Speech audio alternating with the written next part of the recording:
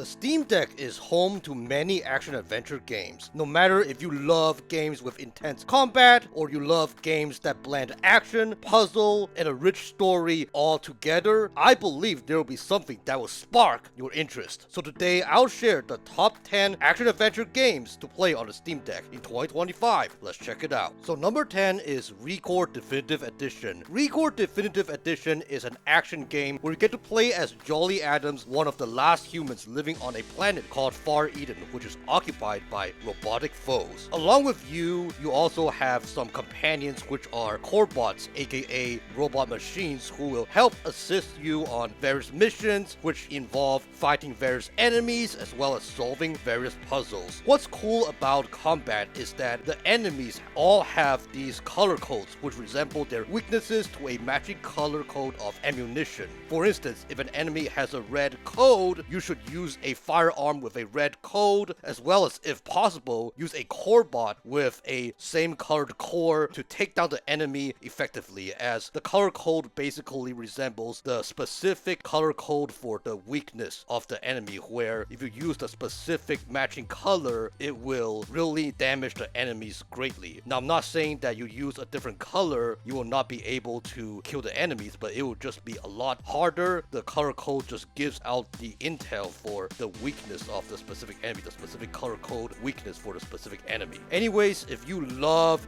action games with chaotic fights, combating various enemies in an unknown futuristic world, definitely check out ReCore on the Steam Deck.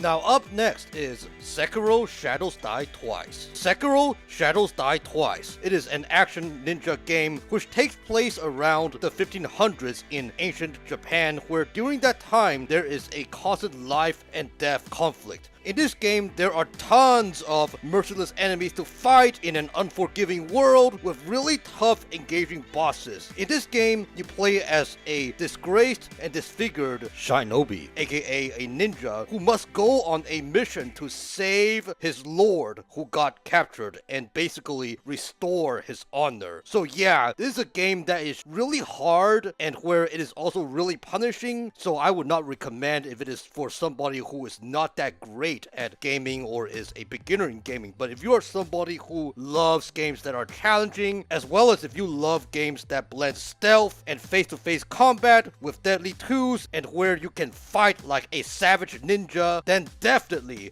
check out Sekiro Shadows Die Twice on the Steam Deck. Now up next is Nier Automata. Nier Automata, in this game you get to play as androids, which are mechanical artificial humans who must fight to protect their land. What I really love about Nier Automata is that there is a beautiful world in which you can go around and face various enemies, and it has a really amazing story that backs with it, in which I am really attached to. There are also tons of side quests in which I find they are totally worth it as well. Some of them bring about all these different touching moments in which the characters make me, grow various tears, like tears that go into a waterfall. It is something in which it can be really touching, really amazing as well. So yeah, if you love futuristic games where there is a nice world to explore and where the world itself is not too big, and you love these games where there's a whole bunch of enemies to fight and a great story to back it up, definitely check out Nier Automata on the Steam Deck. Now up next is Shadow of the Tomb Raider. In this game, you get to play as the iconic Lara Croft. As you navigate areas flooded with danger, you will encounter, tombs, which may be pretty scary, as well as go through underwater worlds and doing all it takes to save the world from an apocalypse and become the Tomb Raider. In this game, you can hunt various animals in the wilderness, gather various resources to craft various items, as well as solve various puzzles and complete various side quests. It is a really fun action-adventure game where you are on your feet, not knowing what will happen next. So yeah, if all this sounds interesting to you, definitely check out Shadow of the Tomb Raider on the Steam Deck. Now up next is Ratchet & Clank Rift Apart. Ratchet & Clank Rift Apart is a 3D platformer shooter adventure game where you get to fight hordes of enemies with a weapon wheel, where you have access to a whole bunch of different guns, different type of ammo, ammo and whatnot, as well as you also get to go around the different worlds to collect those various bots, and you get to also explore in this cartoon-like world where there's also 2 different types of dimensions. What I really love about Ratchet & Clank Rift Apart is also how there are amazing bosses that are really interesting to engage and fight with, as well as there are also puzzles where you get to solve that keeps your brain working to try to figure out how to progress in the game, as well as also these different side quests that are also very quirky and fun. Now, for me, I really love Ratchet & Clank. I was somebody who grew up with the franchise, and although I love the older Ratchet & Clank games better, but I believe that Ratchet & Clank Rift Apart is still a great game to enjoy and dive into the world of imagination. So yeah, if you really love Ratchet & Clank games, as well as you also love these games where there is a blending of, third-person shooter, as well as platforming and adventure and action and whatnot, if you love these games that have a mixture that it just blends in very well with these separate genres, definitely check out Ratchet & Clank Rift Apart on the Steam Deck. Now up next is Alan Wake. In this game, you get to play as, Alan Wake, a famous horror author who goes on a vacation with his wife to the Pacific Northwest. Now, little did he know that right when him and his wife settled in their vacation cabin out in nature, his wife mysteriously disappears, and the events from the story he supposedly wrote but forgotten unfortunately came back to life, causing massive destruction and corrupting those around him. So you, as Alan Wake, you must go on this journey to put an end to the horror as well as save your wife. What I love about Alan Wake is that there are plenty of unexpected ambushes as you journey out, as well as there are also those intense fights where you will have to utilize your flashlights, lanterns, and anything that has light to stun the enemies before shooting them down. So yeah, it is a game in which it is just really fun, really cool, as well as also at times it could be a bit nerve-wracking, especially when the enemies come at you unexpectedly and where you run out of resources. So it is something in which you will also have to really pay attention to stock up on your resources. Make sure that you have enough resources in order to continue on with the adventure. It is really, really important. As well as while progressing in the story, there will be also some environmental hazards that will come at your way, such as, barrels or objects just flying towards you that can deal damage to you if you are not careful. So that's something that you also need to be aware and avoid, as well as there are also these unexpected things that happen that could also turn against you and that become your enemy as well. So that is something to also keep in mind as well. It is a game that is just really thrilling, really exciting, and also a game full of unexpected things that can happen. So yeah, if you really love action thriller games where it is also has the elements of survival and horror elements to it, then definitely check out Alan Wake on the Steam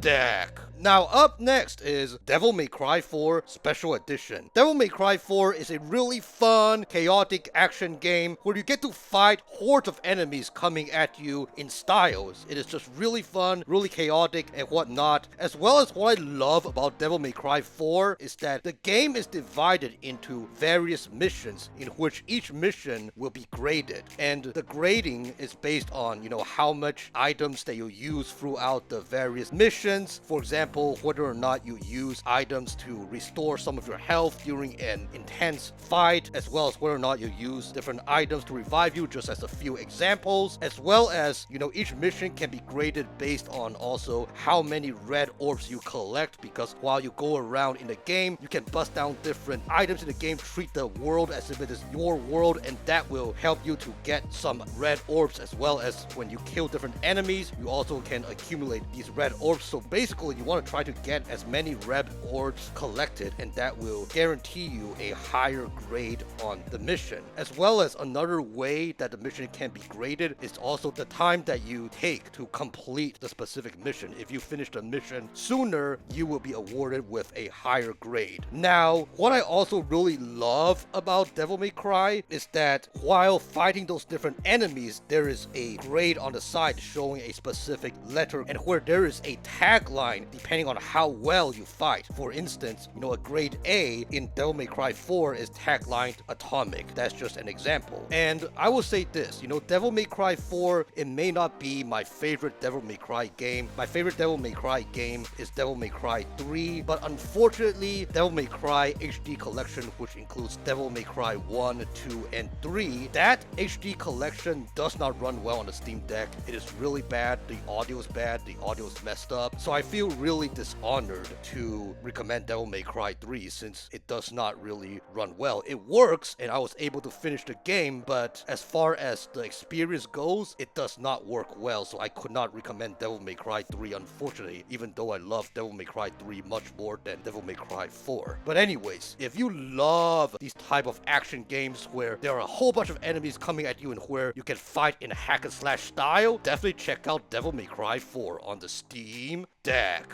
Now up next is Ryse, Son of Rome. In this game, you play as Marius Titus, who is a person who just got trained to become a Roman soldier, and where in between him finishing his training and him getting deployed to Alexandria, he pays his family a visit, but unfortunately in the process of the visit, barbarians invade the streets and unfortunately kills his family, his mom, his dad, as well as unfortunately his sister. So you as Marius decides to go on this mission to go fight to avenge your family. What I really love about Ryse, Son of Rome is how there are a lot of enemies to fight in hack and slash fashion where you just go in and chaotically engage in the enemy fights and whatnot. What I also love about this game is how brutal the game is, where you get to engage in execution sequences as well as you get to use various weapons, either the weapon own as well as the weapons in the environment from time to time to engage in different fights to your advantage. There's just something about this game in which as I go about as Marius Titus fighting off those different enemies, it feels not repetitive unlike some hack and slash games. In this game, as I go about fighting, it really feels like as if I am just going in there because of how much I hate those enemies killing my family. It's just something that I feel just really special compared to other hack and slash games where some of them just feels very repetitive, but this one just feels very emotional in my opinion. So yeah. And then on top of Ryse, Son of Rome, the campaign, there's also gladiator mode where you can play either by yourself or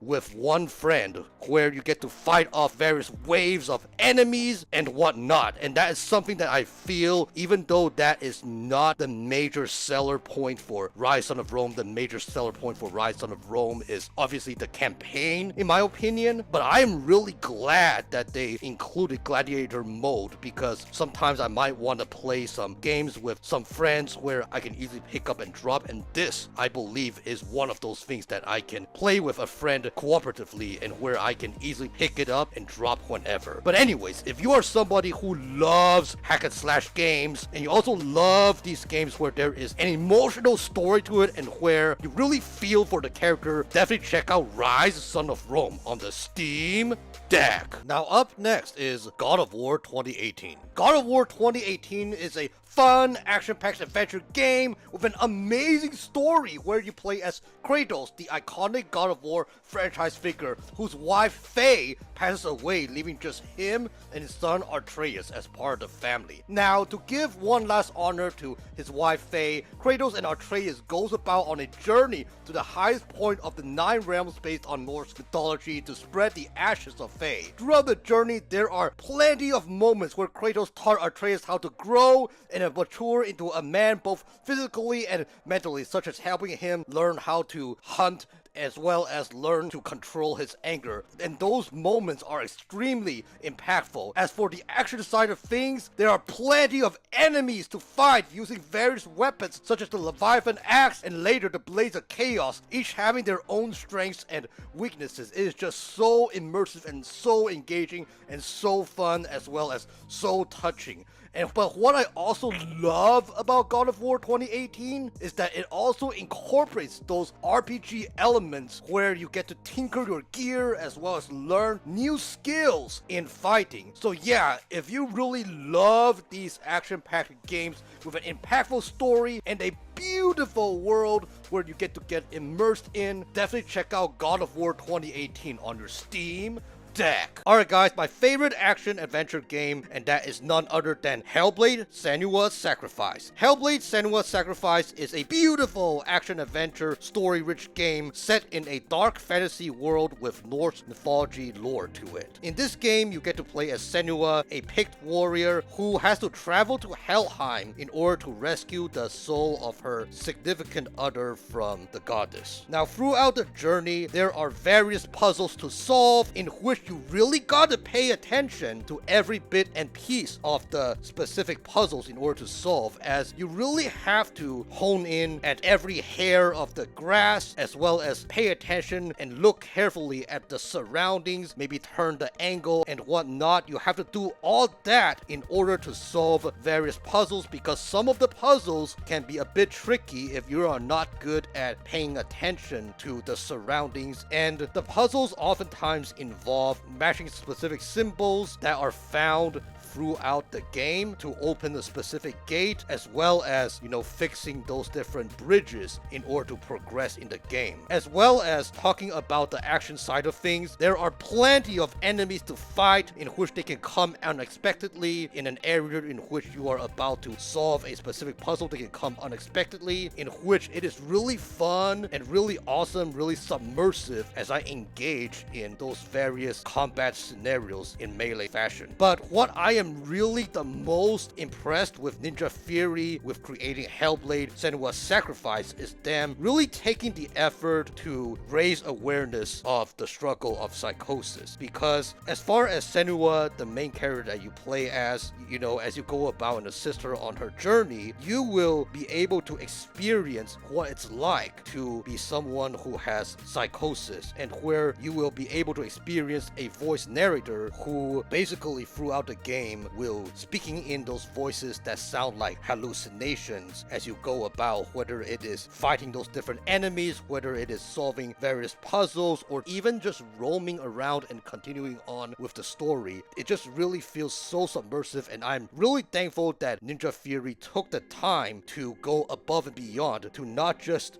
imitate other games that have characters with disabled characters, but they also go above and beyond to do the research to make Hellblade to depict psychosis as accurate as possible. So that is something that's just really cool, and is a really, really great action-adventure masterpiece in my opinion. And as somebody who has autism and somebody who has a high respect for the special needs population, this game is just something in which I cannot ignore. It is just so awesome and so touching to me. So yeah, if all that sounds interesting to you, if you love action-adventure games where there is a deep lore to it, as well as there are plenty of enemies to fight, as well as you love these games that depict disabled characters to its finest, definitely check out Hellblade: Senua's Sacrifice on the Steam Deck. Alright friends, these are the top 10 action-adventure games that I would recommend anyone to check out on their Steam Deck. Let me know in the comment section below, are there any action-adventure games in which